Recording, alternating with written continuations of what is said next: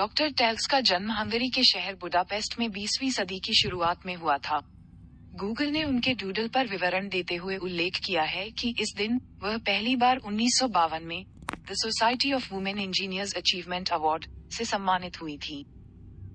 क्या गूगल का नवीनतम डूडल आपको आकर्षित करता है? ये सौर ऊर्जा के क्षेत्र में अग्रदूतों में से एक डॉक्टर मारिया टेलकेस के जीवन का जश्न मनाता है। उनका दृढ़ विश्वास था कि सूर्य में मानव जीवन को बदलने की क्षमता है। उसने अपना जीवन संबंधित शोध और निष्कर्षों के लिए समर्पित कर दिया। डॉक्टर मारिया टेलकेस कौन थी? The sun queen. 1. Doctor Telkes का जन्म हंगरी के शहर बुडापेस्ट में 20वीं सदी की शुरुआत में हुआ था।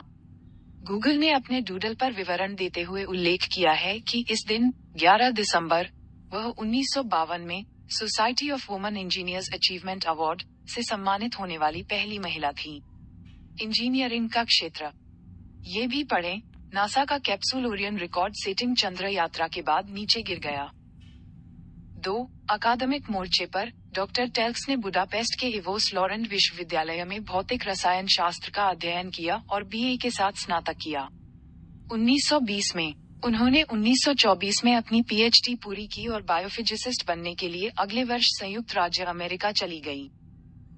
3. वह 1937 में अमेरिकी नागरिक बन गई और प्रतिष्ठित Massachusetts institute of technology (MIT) में सौर ऊर्जा समिति का हिस्सा थी। अपने काम के लिए पहचानी जाने वाली, उन्हें अमेरिकी सरकार द्वारा सौर डिस्टिलर विकसित करने के लिए भी आमंत्रित किया गया था, जो समुद्री जल को ताजे पानी में परिवर्तित कर देता था।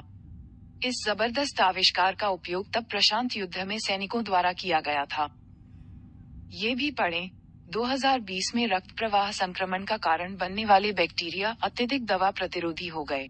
WHO की रिपोर्ट। 4. युद्ध के बाद उसने MIT में एक सहयोगी शोध प्रोफेसर के रूप में काम किया और सहयोगियों की एक टीम के साथ रहने योग्य सौर ताप वाले घरों को बनाने में भी शामिल थी, लेकिन एक डिजाइन विकसित करने के बाद इसे हटा दिया गया था। डॉक्टर टेल्स 1948 में अपनी परियोजना के लिए निजी धन को सुरक्षित करने में सक्षम थे और इसका उपयोग वास्तुकार एलेनोर रेमंड के साथ साझेदारी में डोवर सन हाउस बनाने के लिए किया।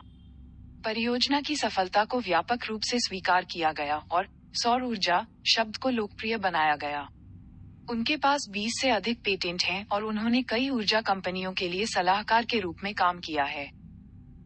5. डॉक्टर मारिया टेलकेस कई नवाचारों के अलावा सौर ओवन डिजाइन बनाने के लिए भी जाने जाते हैं, जो आज तक उपयोग किए जाते हैं।